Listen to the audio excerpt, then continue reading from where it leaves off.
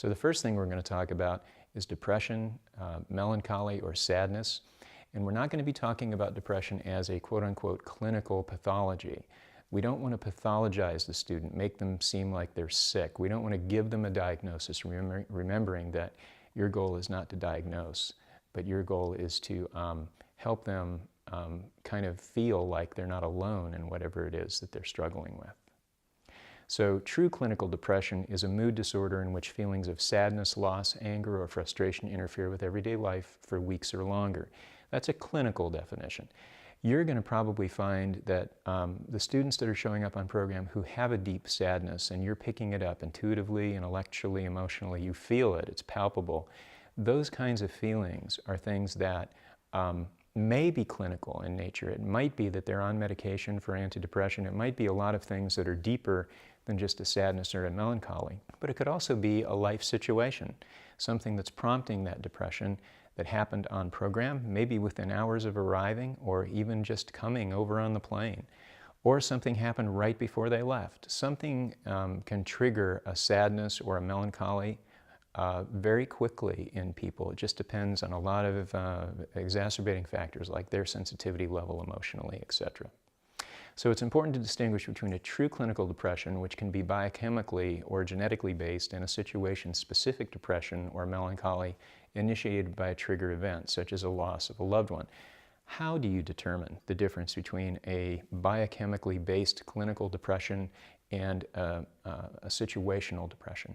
Well, first of all, remembering it's not your job to diagnose that definitively, but if you can offer them and yourself kind of some thoughts about, okay, are you on medication? Yes or no. If they're on medication, potentially it's a clinical issue. If they're not on medication, potentially it's a trigger issue by something in the present, a situation. That's one way you can determine that, and we'll talk about other ways a little bit later. Regardless of whether an observed depression is medical or situational in origin, the symptoms are similar. So we're going to talk about symptoms. A melancholy mood accompanied by feelings of sadness, lethargy, hopelessness, emptiness, etc. So you know what it's like to be sad. There's not a person on the planet who hasn't had a sad moment. So it's not like you're looking at something foreign to you coming out of left field that you have no experience with.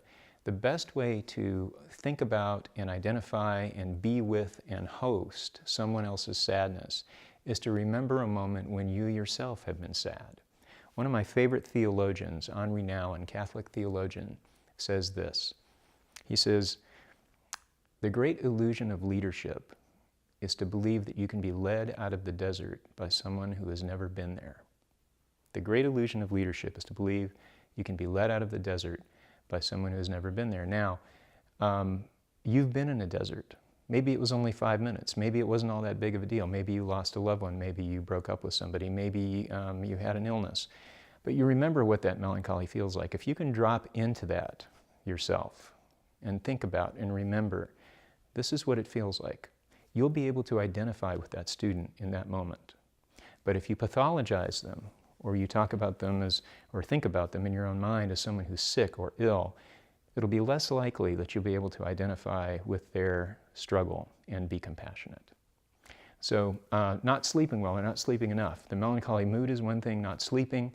They might report, well, you know, I'm just not sleeping well, I can't shut my mind off, that kind of thing. And that's very common. And a lack of sleep can contribute to a shift in mood.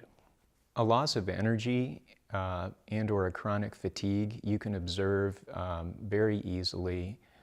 There's a lethargy or kind of a feeling that there's just not a lot of energy available to do what needs to be done. Or maybe they're moving at a slower pace. You watch their gestures in their body and they're looking tired. It could be something physical, that they're not getting enough sleep, but it could also be that there's something emotional that's causing them to lack energy. Thoughts of worthlessness and guilt. You can pick up from people whether they feel generally good about themselves or not. And if you feel like there's someone really struggling with self-esteem, again, we could go into great detail about how to determine this and what to think about it and what to do.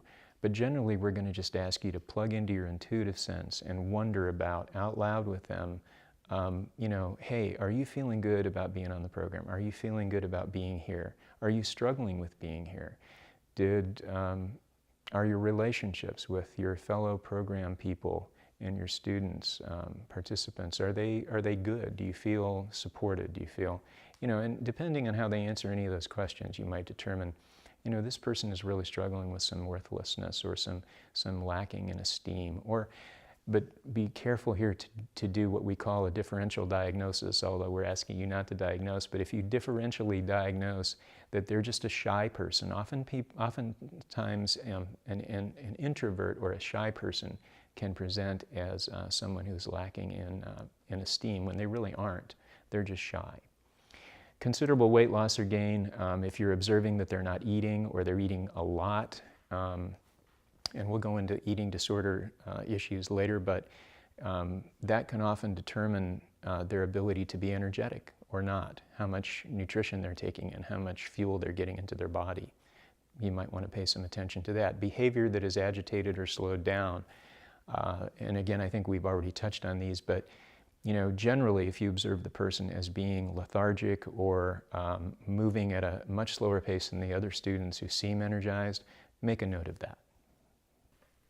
So in this role play, Dave and I are going to be working as I, the program manager, talking to him, the student. And he's presenting with a scenario in his life where his parents have recently divorced. He's on program because they've kind of sent him away while the parents are dealing with some kinds of struggle relative to that divorce. So I'm going to resume the conversation, kind of assuming that I know a bit about Dave and his concerns. The other thing we want to note is what I'm actually doing in the moment. So there's a couple things. One, I'm doing active listening. So when Dave talks, I'm repeating back to him or offering him back what I hear him say. That validates for Dave what he is saying and that he's being heard. And then I'm also going to do at the end a little bit of an intervention. That means I'm not going to try to fix his problem like we've said, but we're going to try to suggest some things he might be able to do to help with his sadness once he gets back. So Dave, you know, as you and I have gotten to know each other, you know, over this time, I understand you're going back to a lot. Mm-hmm. So what is it like to be feeling all that right now? What does that feel like? It's frustrating, scary, you know, thinking about going back home. This has just been such a great time here in country. I've been separated by everything. Just, I felt like a whole new person. And then going back home with the stress, with the anger and the yelling, it just is overwhelming. Yeah, I noticed as kind of the program began, you were at a pretty high level of encouragement and engagement, and as the program's kind of gone down, you've gotten a little bit sad. Is that because you're thinking about going home? Yeah, I talked to my mom, and she started giving me everything that they're dealing with at home, and I know I go home in 2 days, so I just really don't want to go home. Yeah. Well, that's a very sad situation, and you're entering kind of a battle zone in a way, coming from something that has none of that to something like that. It's going to be hard. But I do have a suggestion. Just like you've made friends here and you've connected with people, you're obviously a person who can really connect. And people have connected with you, they like you. And you'll have that memory of here. And then you'll take that back. And can you tell me a little bit about your village, your community, your support? Do you have friends and people back there that you can connect with? Sure, I have, you know, my teammates. I play sports, as you know. I go to church. You know, I have my best friend down the street. I really feel good when I'm outside of the house. It's just whenever I come back to that house, it's pretty hard. Yeah, okay. Well, I would encourage you to do there what you've been doing and what you've done here. That is, when someone reaches to you and wants to do something with you or something, you know, get out there and do stuff. Kind of get out of the house as much as you can if the house is a volatile place. And you reach out. You know, so much of the time we expect people to reach to us, but you know, it's good for us to reach out too and call a friend and say, hey, you know, I need to go play ball or do something. Don't be afraid to do that. And, you know, I would encourage you to come back on program anytime. I'd love to see you again, love to, you know, continue to be an advocate for you when you're able to be here at Rustic. And, I mean, I just think you're a great guy and you're going to survive this. You're going to get through it. And I don't know, is there anything else that you want to tell me, any other ways that I can help? No, I mean, this has been helpful. I appreciate it. If something comes up, of course, I'll come find you. But sure. I really appreciate the advice. Okay, good. In the role play with parent divorce, the goals we want to highlight are empathizing with feelings, active listening, identifying causes, offering an alternative and hopeful way of seeing the sad situation.